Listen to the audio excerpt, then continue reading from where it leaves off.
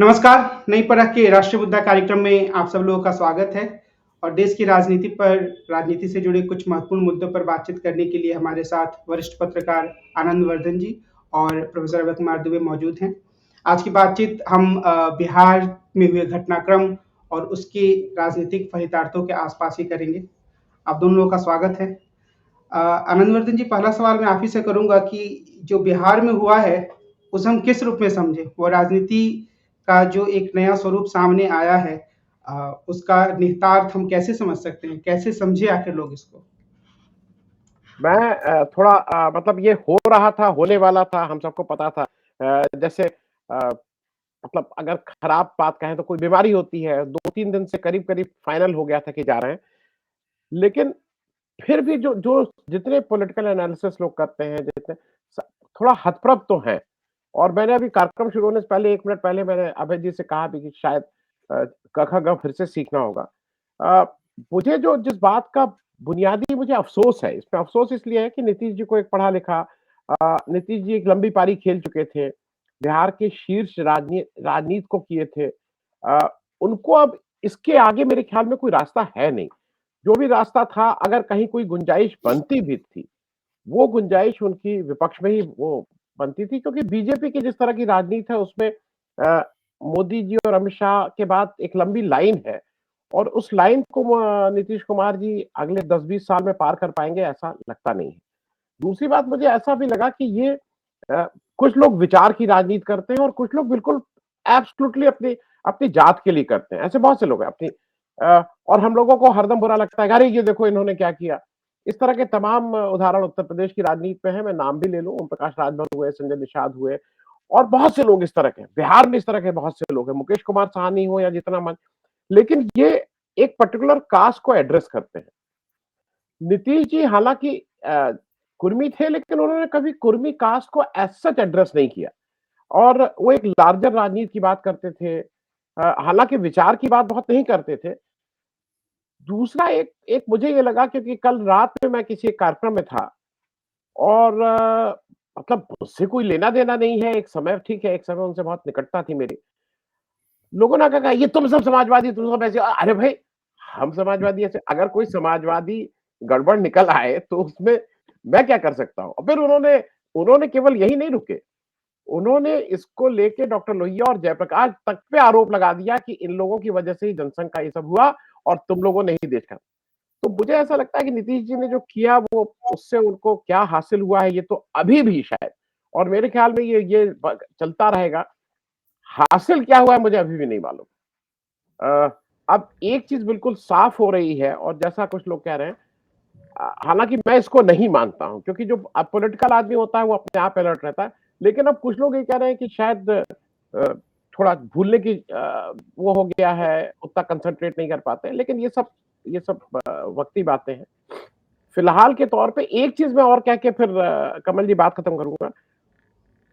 अगर आप इस पूरे सिलसिले को देखिए, तो नीतीश जी के पास जो उनके साथी, जो उनकी क्लोज़ कोटरी है ना, वो लगातार बदलती रहती है। जो संजय झा, आज विजय कुमार चौधरी, ये जितने अशोक चौधरी, ये आज से 10 साल पहले दिखाई नहीं देते थे। विजय चौधरी की 10-12 साल, 15 साल पहले एंट्री हो गई थी, बाकी कोई इसमें से नहीं था। जो पुराने, जब उन्होंने समता पार्टी बनाई थी, तो जो उस समय के लल्लन सिंह और ये सब, वशिष्ठ नारायण सिंह, लल्लन सिंह, या उस समय के जो क्लोज लोग थे जिन्होंने समता पार्टी बनाई, वही वशिष्ठ बाबू अपना मंत्री पद छोड़ के आए थे। आज आप उनको कहीं नहीं पा रहे हैं। वशिष्ठ बाबू को उन्होंने अध्यक्ष बनाया था, उसमें से भी निकाल बाहर किया। तो मैं ये बात इसलिए कह रहा हूँ कि शायद ये वो व्यक्ति होता है जो जो बहुत कॉन्फिडेंट ना हो तो लगातार अपने पार्टनर बदलता रहता है। तो मैं इसलिए नहीं कह रहा हूँ, अब ये तो हम लोग समझने के लिए, अपने को समझाने के लिए शायद समझाना पड़ रहा है। मैं भी समझना चाहूँगा अभय जी से कि ये एक अजीब तरह का है जहाँ पे मतलब जैसे होता है ना, गिव एंड टेक। भाई कुछ मिला, कुछ उनको हासिल क्या हुआ है ये मुझे अभी भी नहीं मालूम।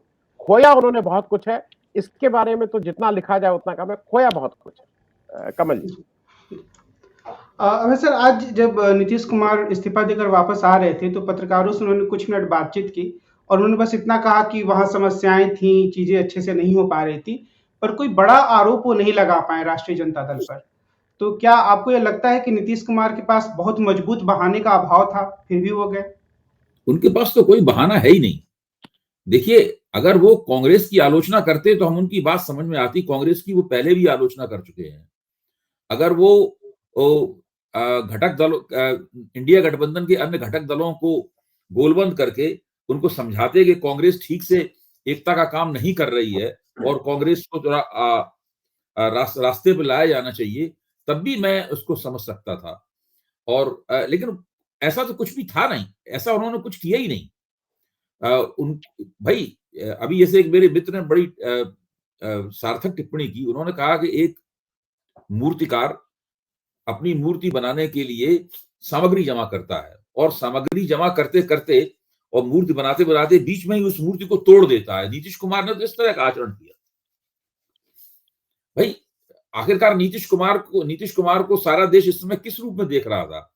उन्हें मोदी विरोधी, भाजपा विरोधी, जो गैर भाजपा राष्ट्रीय एकता है विपक्ष की, उसके शिल्पकार के तौर पर देखा जा रहा था। और ये जीवन में मुख्यमंत्री बने रहने के बाद वो पहली बार एक अलग तरह का काम कर रहे थे। मुख्यमंत्री तो 18 साल से थे ही, और इसके अलावा वो कितने, और उसके मुख्यमंत्री बनके और वो क्या हासिल कर सकते थे? ये जो काम कर रहे थे, इससे उनको एक नया हासिल होने वाला था, एक नई उपलब्धि होने वाली थी, उनका नाम इतिहास में जाने वाला था। वो भारतीय लोकतंत्र की सेवा करने वाले थे। लोकतंत्र में जो एक असंतुलन पैदा हो गया है, उनके काम से वो असंतुलन दूर हो सकता था। लेकिन उन्होंने, हम सब लोग कहते थे कि इंडिया गठबंधन में जो भी मतभेद हो, जो भी बहस मुबाहिसा हो, लेकिन इंडिया गठबंधन से कोई भी घटक दल बाहर निकला नहीं है, कोई भी नेता इसको छोड़ के नहीं गया है। और जो पहला व्यक्ति छोड़ के गया वो गया जिसने इस गठबंधन को बनाया और खड़ा किया था। मैं ये मानने के लिए तैयार हूं कि कांग्रेस ने बहुत गड़बड़ियां की। कांग्रेस ने समन्वय का काम लिया था और काम को ठीक से नहीं किया। उसे नीतीश कुमार के नाम पर पटना में ही मोहर लगा देनी चाहिए थी और उनको उसी वक्त संयोजक बना देना चाहिए था। कांग्रेस ने ऐसा भी नहीं किया। उसके बाद अभी पिछले 13 जनवरी को जो ऑनलाइन मीटिंग हुई, उसमें तो कांग्रेस ने जो कुछ किया उसकी वजह से नीतीश कुमार के मन को गहरा आघात लगा होगा। मैं इस बात को भी मानता हूं, लेकिन ये सब उन्हें ये करने का लाइसेंस नहीं दे देता। जो उन्होंने किया था, जो उन्होंने किया है, उसका लाइसेंस उनको नहीं मिलता। क्योंकि ये तो आप पिछले 1.5 साल से जिस व्यक्ति के खिलाफ सारी गतिविधियां कर रहे थे, आप उसी व्यक्ति के साथ चले गए। इसकी तो कोई तुक ही नहीं हुई। मैं आखिर तक ये मानने के लिए तैयार नहीं था कि नीतीश कुमार ऐसा कर सकते हैं। हालांकि मीडिया में लगातार इस तरह की बातें आ रही थी। मैं अभी भी कहता हूं कि ये एक बहुमुखी मनोवैज्ञानिक युद्ध है, जिसको आप चाहें तो भाजपा का रणनीति संबंधी प्रबंधन भी कह सकते हैं, जो भाजपा कई प्रांतों में अपनी बिगड़ी हुई स्थिति को सुधारने के लिए चला रही है। और बिहार में उसका पूरा फोकस नीतीश कुमार के ऊपर था। कहीं भाई, मनोवैज्ञानिक युद्ध का क्या मतलब होता है? आपका जो विपक्षी होता है, उसके मन की जो असुरक्षा होती है, आप उस असुरक्षा से खेलते हैं। और भाजपा ने बड़ी कामयाबी के साथ नीतीश कुमार की मन की असुरक्षाओं को खेला। नीतीश कुमार जैसा उन्होंने जब 2022 में उन्होंने एनडीए छोड़ा, उसके 3 महीने बाद उन्होंने कहा कि अगला 2025 का जो विधानसभा चुनाव होगा, उसमें तेजस्वी यादव महागठबंधन का नेतृत्व करेंगे। उससे लगा कि वो तेजस्वी यादव को मुख्यमंत्री, अपना उत्तराधिकारी बना रहे हैं। अच्छा, जब आपने एक बार ये बात कह दी, इसके बाद में अब आपकी महत्वाकांक्षा ये बनती है कि हम केंद्रीय राजनीति में कुछ करेंगे। बिल्कुल ठीक बात है, मैं इस बात से बिल्कुल सहमत हूं।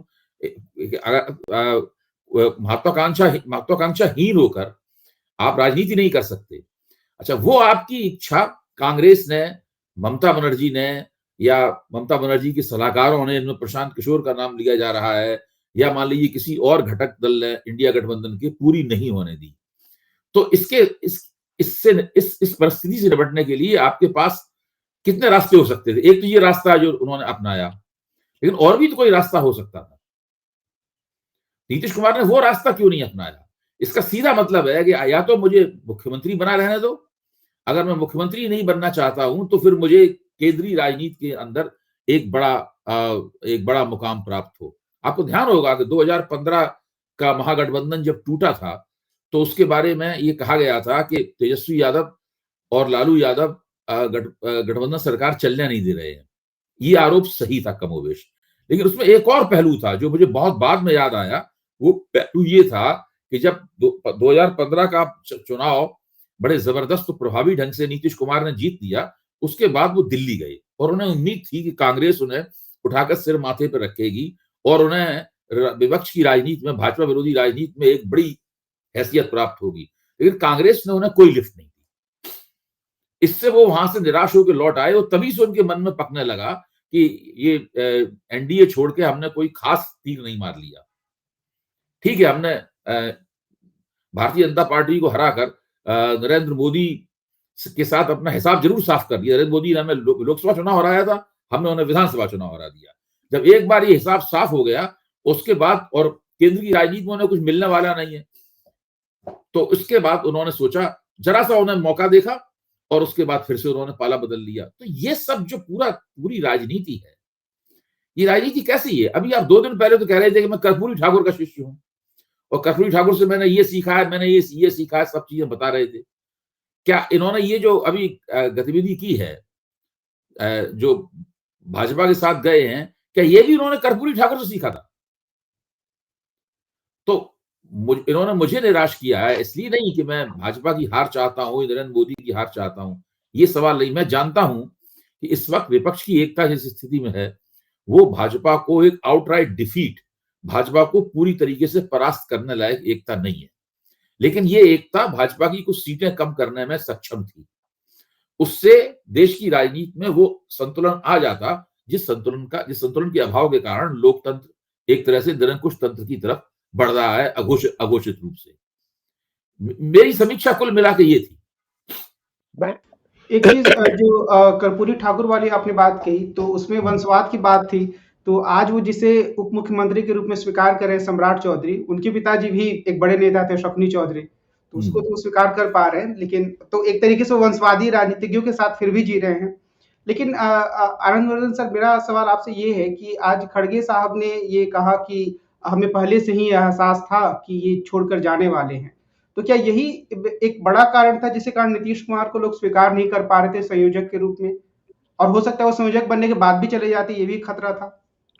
मैं उस पे आऊं उससे पहले अभय भाई, मैं आपसे 1-2 चीजें शेयर करूंगा, क्योंकि भाई मैं ईमानदारी से बताऊं, मैं करंट राजनीति में आज से 5 दिन पहले तक नीतीश कुमार को करंट राजनीति में जो राजनेता उससे बहुत ऊपर रेट करता था। अगर देश के राजनेताओं में कोई रैंकिंग की बात होती है तो मैं उनको योग्यता, पारदर्शिता, मतलब एक जनरल मैं बोल रहा हूँ, ईमानदारी, जनरल, उसमें मैं उनको बहुत ऊपर रेट करता था। लेकिन मुझे लगता है कि मैं कल से मैं अपने को भी देख रहा हूँ कि कहाँ गलती हुई। तो जब बहुत ध्यान से देखा तो एक चीज तो समझ में आया कि राजनीति बोला जाता है कितना कड़े थे, तो नीतीश जी बहुत कड़े हुए नेता नहीं थे, ये ध्यान रखना होगा। हम लोग उनको, मतलब मैं अपने को भी उसमें कह रहा हूँ, उंगली मेरी तरफ भी, हम लोग उनको समाजवादी कहते थे। वो एसवाईएस से नहीं आए थे, उनका कोई समाजवादी आंदोलन में वो नहीं था। वो लोकनायक जयप्रकाश के मतलब लालू जी के साथ, जब लालू जी थे, लालू जी के साथ होके उन्होंने वो आंदोलन लड़ा। ये बात मैं सिर्फ इसलिए कह रहा हूँ कि मैं आज नीतीश जी ने अपने को अच्छा, जब समता पार्टी बनी तो समता पार्टी में कुर्मी वर्चस्व को लेके जबरदस्त वो था। उस समय के बहुत से लोग हैं, क्योंकि वो अकेले नेता नहीं थे समता पार्टी में कुर्मी उसके करने के लिए, वो घमेला या 1-2 तरह के कुर्मी होते हैं, उसमें उनका भी वो नहीं था। और जो शकुनी चौधरी जिनका आपने नाम लिया, शकुनी चौधरी समता पार्टी में लगातार नीतीश जी को चैलेंज करते रहे और उनका वो दोनों लोग एक दूसरे के प्रति कंफर्टेबल कभी नहीं रहे। मैं 2 बातें इसलिए, व्यक्तिगत बातें हैं, जो मैं बहुत सी व्यक्तिगत बातें नहीं कही जाती, लेकिन कुछ व्यक्तिगत बातें इसलिए कि मैं भी अपने को समझने की कोशिश कर रहा हूँ। मुझे ठीक से याद है 96 का चुनाव था। 96 का चुनाव था, नीतीश जी को आना था उत्तर प्रदेश में। हम लोग 7 या 8 सीटें मिली थी समता पार्टी को। रघुवर दयाल वर्मा थे फिरोजाबाद से, घाटमपुर से एक कोई कुर्मी ही थे, कोई मैं नाम भूल रहा हूँ, वो थे। एक नई रीना सिंह आई थी, वो भी कुर्मी थी। वो रामविलास पासवान की बड़ी मित्र हुआ करती थी, फिर नीतीश जी के भी बहुत क्लोज हो गई थी, वो बाराबंकी से लड़ रही थी। बाराबंकी में एक पुराने नेता थे, राजनाथ शर्मा, इसमें से बहुत से लोग उनको जानते होंगे जो उस समय की करें, उनका टिकट काट के, मतलब वो नेताजी अभी वो जिंदा है, अभी 30 जनवरी को फिर खुद गांधी जी का करते रहते हैं, 2 अक्टूबर 30 जनवरी को, उनका टिकट मतलब कोई ऐसा नहीं था उनका, लेकिन वो पुराने थे और लगातार समाजवादी आंदोलन से जुड़े रहे थे, राम सेवक यादव के साथ और इनके साथ कंधे से कंधा। उनका टिकट काट करके नीना सिंह को नीतीश जी के कहने पे दिया गया था।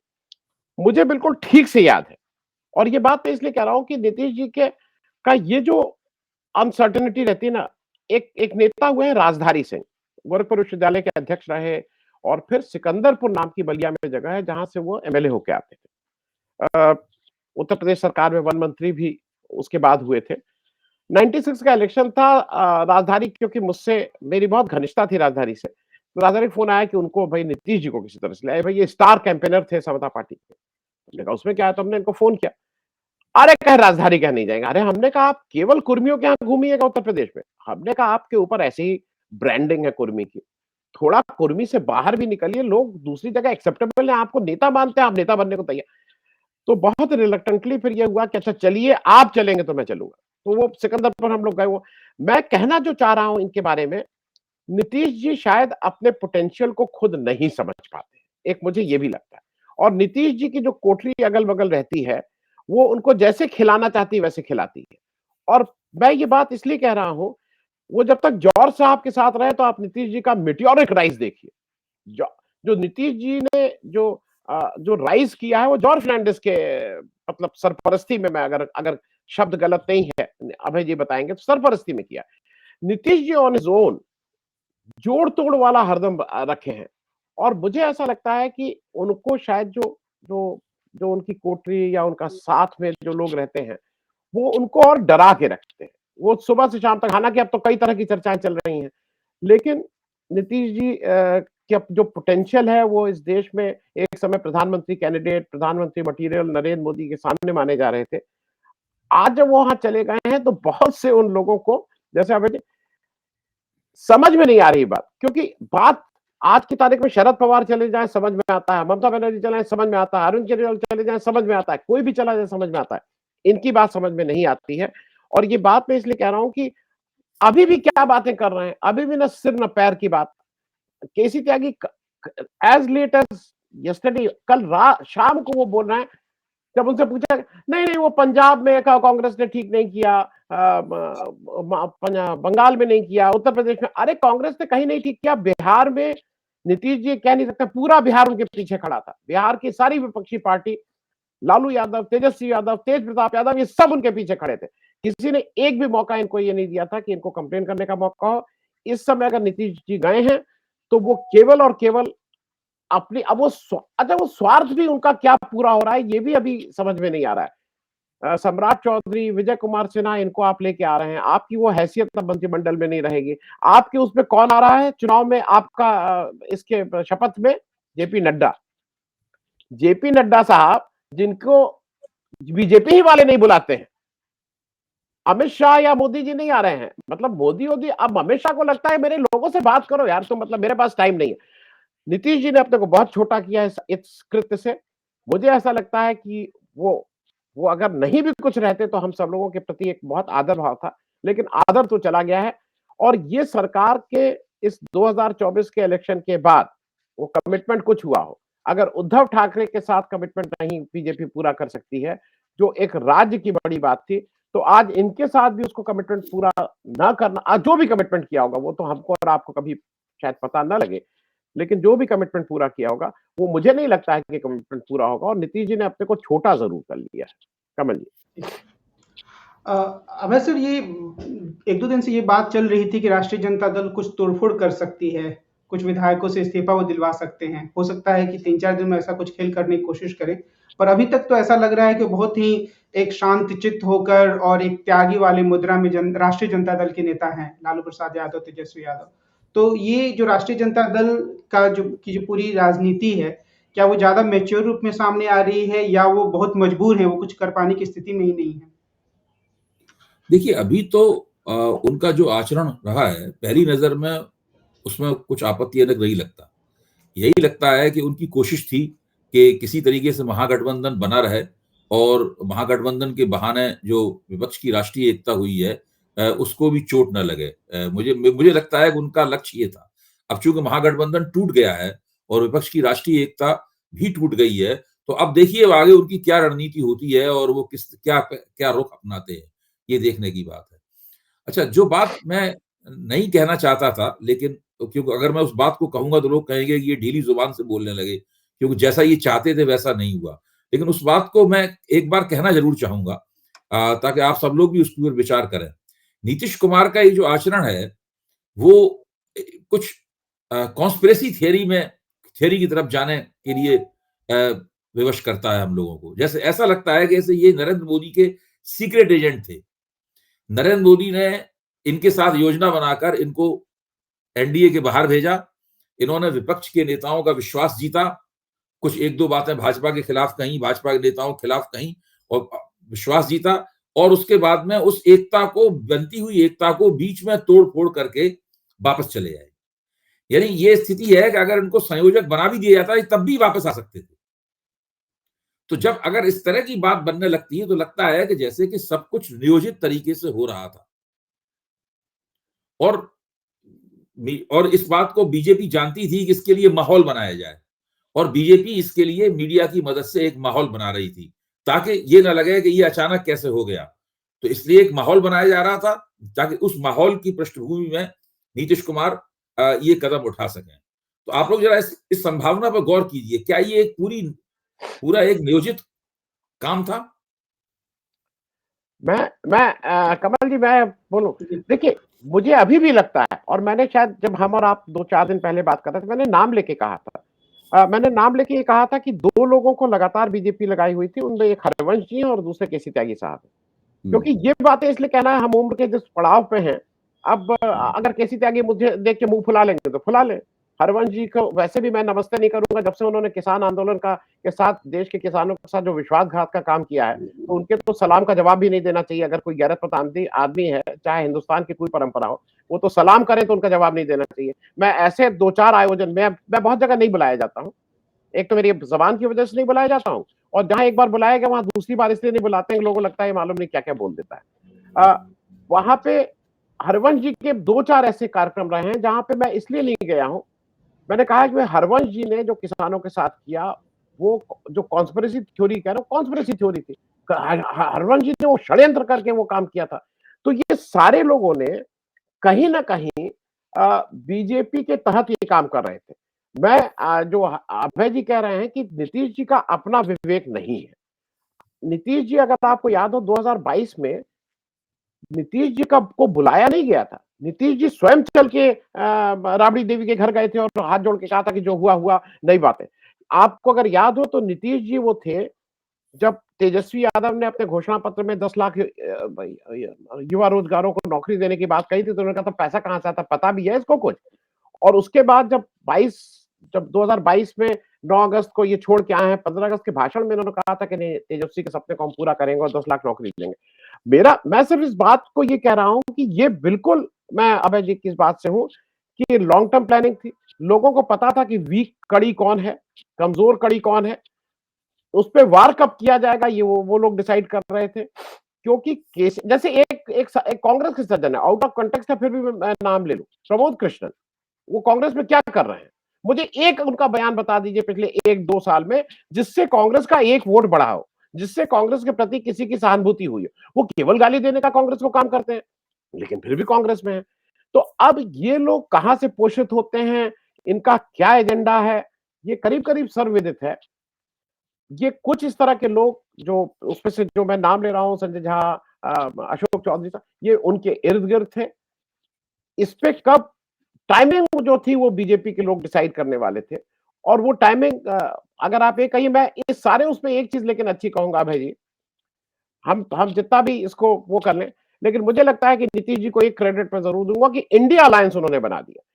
अगर वो नहीं आए होते तो शायद इंडिया अलायंस नाम की एक कोई चीज नहीं होती, जो टूटा फूटा ही सही, फटा पुराना ही सही, पेबंद लगा ही सही, लेकिन एक इंडिया अलायंस नाम की एक परिकल्पना हो गई, जो थोड़ा मुश्किल उस समय हो रही थी। हालांकि कुछ लोगों का कहना था कि वो यूपीए के रूप में फिर आ जाता, यूपीए तो था ही, उस यूपीए का एक लूज सा वो नहीं हो रहा था। लेकिन मुझे फिर भी मैं ये क्रेडिट नीतीश जी को देता हूँ कि भाई उन्होंने इंडिया अलायंस बना के एक विपक्ष को एक कम से कम एक कुछ मोर्चा, कोई स्पेस तो देने का काम कर ही दिया था। अभय जी। कमल, आप बोलो।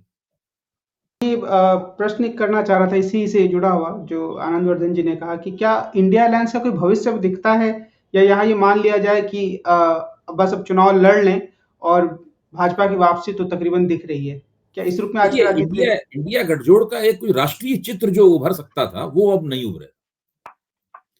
इंडिया गठजोड़ रहेगा, महाराष्ट्र में रहेगा गठजोड़, बिहार में भी गठजोड़ रहेगा, इंडिया गठजोड़ रहेगा, और दूसरे राज्यों में भी रहेगा, उत्तर प्रदेश में भी रहेगा, लेकिन एक जो राष्ट्रीय चित्र उभर सकता था वो चित्र नहीं उभरा। और देखिए, नीतीश कुमार की हम लोगों ने काफी आलोचना कर दी, लेकिन अब जरा हम लोगों को कांग्रेस ने जो किया उसकी तरफ भी थोड़ा सा ध्यान देना चाहिए। कांग्रेस ने क्या किया? अब उत्तर प्रदेश में कांग्रेस ये कह रही है, और पहले भी कहती रही है, कि मायावती को आना चाहिए गठजोड़ में, लेकिन इसके लिए कांग्रेस कर क्या रही है? केवल इच्छा व्यक्त करने से मायावती थोड़ा आ जाएंगी गठजोड़ में। क्या कांग्रेस जैसी पार्टी को ये कोशिश नहीं करनी चाहिए थी कि अखिलेश और मायावती एक मेज के इर्द गिर्द बैठते, उनको बैठालते, कम से कम एक बार बैठालने की कोशिश की जाती, उसके बाद उसका जो नतीजा निकलता। भाई, मायावती को मुझे लगता है कि भाजपा ने बहुत अच्छी तरीके से तरह तरह से विभिन्न युक्तियों का सहारा लेकर प्रबंधित कर लिया है, मैनेज कर लिया है मायावती को। भाजपा मैनेज कर पाती, इससे पहले ही कांग्रेस को उन्हें बैठा देना चाहिए था।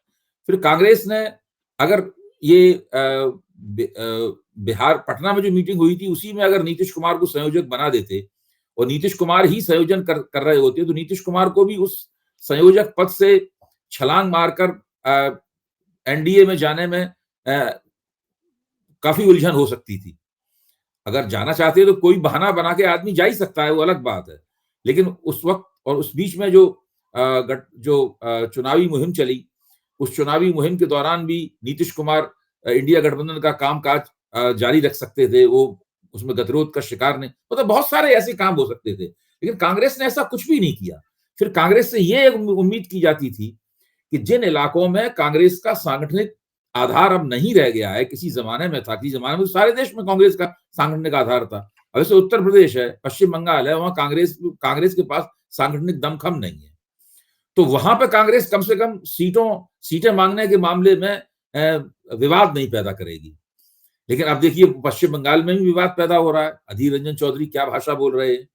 उत्तर प्रदेश में 11 सीटें अखिलेश ने घोषित की हैं अपनी तरफ से, तो अब वहां पे 25 की बात हो रही है। तो अब उसमें भी सलमान खुर्शीद मान लीजिए तैयार हैं, तो जो अजय राय नए अध्यक्ष हैं, उन्होंने कहा नहीं, हम 25 से कम पे नहीं मानेंगे। तो वहां पे ये चल रहा है। तो ऐसी स्थिति है, इससे लगता है कि इंडिया गठबंधन की जो संभावनाएं थी, उन संभावनाओं का निरंतर क्षय हुआ है। नीतीश कुमार के चले जाने से वो क्षय एक बहुत बड़ा आघात है, और उसकी गहराई की, इस गहरी चोट की कोई सीमा नहीं है। और उसके बावजूद अगर कांग्रेस अभी नहीं संभलती है, जो बचा खुचा इंडिया गठबंधन है उसको कांग्रेस नहीं साधती है। देखिए, आखिरकार जो विपक्ष की एकता थी, उसकी गेंद कांग्रेस के पाले में थी, कांग्रेस को ही वो गेंद खेलनी थी। अगर कांग्रेस उस गेंद को ठीक से खेलती, और जो लोग कांग्रेस के योजना के मुताबिक विपक्ष की एकता, ये भी तो कहा जा रहा था भाई कि मल्लिकार्जुन खड़गे, राहुल गांधी और सोनिया गांधी ने का हाथ नीतीश कुमार की पीठ पर था। उस हाथ के सहारे ही, उस आश्वासन के सहारे ही नीतीश कुमार सारे देश में घूमे, उन्होंने लोगों को जमा किया। आपको ध्यान होगा, जब पटना में बैठक हुई थी तो नीतीश कुमार केवल एक ही नेता की हवाई अड्डे पर अगवानी करने गए थे, और वो थे राहुल गांधी, और किसी नेता की उन्होंने व्यक्तिगत रूप से अगवानी नहीं की थी। तो इन सब चीजों के बावजूद भी, ठीक है, नीतीश कुमार का नाम संयोजक के पद पर सर्वसम्मति से तय नहीं हो पाया, लेकिन नहीं तय हो पाया तो कांग्रेस ने मल्लिकार्जुन खड़गे के नाम की भी घोषणा करने से अपने आप को रोक लिया कि जब इनके नाम में मतैक्य होगा तभी हम दोनों नाम घोषित करेंगे। तो बिल्कुल ऐसा भी नहीं था कि नीतीश कुमार का बिल्कुल तिरस्कार कर दिया गया हो। जो परिस्थितियां थी, उसके अंदर से कुछ निकलने की कोशिश कर रहे थे। मैं मानता हूं कांग्रेस की सुस्ती, कांग्रेस का प्रमाद और कांग्रेस का आलस्य, इन सब चीजों ने भी बहुत इस परिस्थिति को बिगाड़ा है और उसका नुकसान किया है। और ये कांग्रेस की जो कमी है, ये अभी भी जाने वाली नहीं है। आनंद सर, इस संदर्भ में क्या भारत जोड़ो न्याय यात्रा की भूमिका को भी कुछ देख सकते हैं क्या? क्योंकि जैसे-जैसे वो यात्रा शुरू हुई, बंगाल की तरफ गई, वहाँ से कुछ घोषणा हुई, बिहार में आने वाली थी, उसके पहले इतना ज़्यादा खेल हो गया और अब उस यात्रा का कोई मतलब ही बचा है या उसका कुछ प्रभाव हो सकता है? आपकी क्या टिप्पणी है उस नहीं, पर? मैं उससे पहले थोड़ा अभय जी की बात में एक बात और जोड़ दूं। अभय भाई साहब ने जो कहा कि बिल्कुल कांग्रेस का वो गलत है, लेकिन मुझे ऐसा लगता है कि उसमें 100 में 100% हम कांग्रेस की गलती नहीं मानते, उसमें क्योंकि 28 दल और थे उनका, लेकिन एक ऐसी जगह थी जहां 100% कांग्रेस की जिम्मेदारी थी और वो कांग्रेस ने वो मौका गंवाया था। वो मैं बता रहा हूं, 5 राज्यों में चुनाव थे, आपको किसी दूसरे दल से तो पूछना नहीं था। आप उस चुनाव को इंडिया अलायंस का चुनाव क्यों नहीं बनाती है? आपने वहां नीतीश कुमार की 2 मीटिंग, 1 मीटिंग बिहार, कहीं राजस्थान में लगवाते बड़ी मीटिंग, 1 मीटिंग राजस्थान, मतलब मध्य प्रदेश में, और वो उसका स्वरूप आप कहीं न कहीं से इंडिया अलायंस का देते। ममता बनर्जी को बुलाते और सार्वजनिक रूप से मंच से ऐलान करते कि भई हम आपसे, हमारी ज़रूरत है हमें इस समय आपकी, आप यहाँ आइए और बोलिए। तो मुझे जो लगता है कि जहाँ पे इंडिया अलायंस में बहुत एलवाई मिल जाएँगे, शायद उसकी परतें इतनी हैं कि वहाँ पे और लोगों को भी साथ लेके चलना था। लेकिन 5 राज्यों के चुनाव में जो एक मोमेंटम कांग्रेस बना सकती थी, जो कांग्रेस ने उस मोमेंटम को छोड़ा, जो मुझे लगता है कि ज़्यादा बड़ी उनसे गलती हुई थी। क्योंकि वो बाँध के रखने की बात होती है ना। घर में भी कुछ काम होता है तो हर एक को कुछ-कुछ काम दे दिया जाता है। शादी-ब्याह में भी अगर आप देखिए तो होता है कि अरे वो आया, उसको बैठा हुआ है यार, वो उसको बुरा लगेगा, उसको कोई काम दे दो। तो वो काम नहीं दिया गया। दूसरा जो मुझे लगता है, आप जो भारत जोड़ो यात्रा की बात कर रहे हैं, मैं उसको एक चीज मानता हूँ, राहुल गांधी और क्या करें? राहुल गांधी आज की तारीख में क्या घर बैठ के रोएं या घर बैठ के सबसे बात करें? अरे राहुल गांधी को जो आता है, वो सड़क पे चल रहे हैं, लोगों से मिल रहे हैं और वो भी 12 घंटे का एक तरह से चुनाव प्रचार कर रहे हैं। अब उसको हम लोग प्रचार नहीं बोल रहे हैं, लेकिन वो लोगों का कांटेक्ट है। तो मुझे लगता है भारत जोड़ो यात्रा का जो जो प्रभाव है वो कम हो सकता है, लेकिन उसका कोई असर नहीं होगा, ये मैं मानने को नहीं तैयार हूँ। अभय भाई साहब। नहीं, उनका असर कमल, मैं समझता हूँ कि असम के अंदर राहुल गांधी ने जो ये भारत जोड़ो यात्रा का एक जुझारू रूप सामने रखा है, उसका असर हो सकता है। क्योंकि देखिए, असम में कांग्रेस का बाकायदा एक सांगठनिक आधार है। असम में कांग्रेस एक शक्तिशाली पार्टी है और वो भारतीय जनता पार्टी से कई सीटें छीन सकती है और अपनी स्थिति को ज्यादा सुधार सकती है। तो असम में जो किया है राहुल गांधी ने, उसका निश्चित रूप से उसका असर सकारात्मक होगा। जी। आज की बातचीत को हम यहीं विराम देंगे और अब हर हफ्ते रविवार के दिन हमारी ये कोशिश होगी कि हम आनंद वर्धन जी और अभय जी से बातचीत करें देश की राजनीति के बारे में, नई परख के मंच पर। आज की बातचीत के लिए आनंद वर्धन जी और अभय जी, आप दोनों लोग बहुत-बहुत धन्यवाद। हम अगले हफ्ते फिर मिलेंगे। नमस्कार। जरूर। Thank you.